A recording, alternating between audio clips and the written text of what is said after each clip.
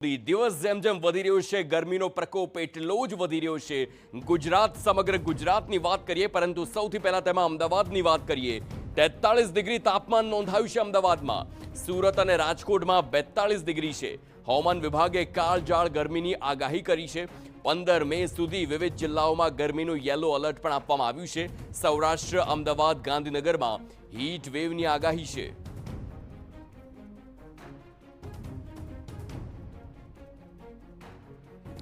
તો જે પ્રકારે ગરમીની આગાહી કરવામાં આવી છે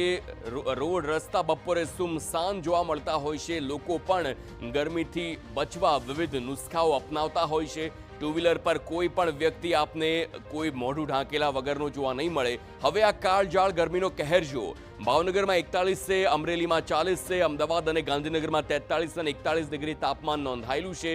દક્ષિણની વાત કરીએ સુરતમાં 42 છે જ્યારે વડોદરામાં 43 ડિગ્રી છે રાજકોટમાં 42 જ્યારે ભુજમાં 41 ડિગ્રી તાપમાન રહ્યું છે તો ભાવનગર અને અમરેલીમાં પણ 40 થી 41 ડિગ્રી તાપમાન છે આ સાથે જ સમગ્ર ગુજરાતની વાત કરીએ તો સરેરાશ 41 થી 42 ડિગ્રી તાપમાન નોંધાયેલું છે પરંતુ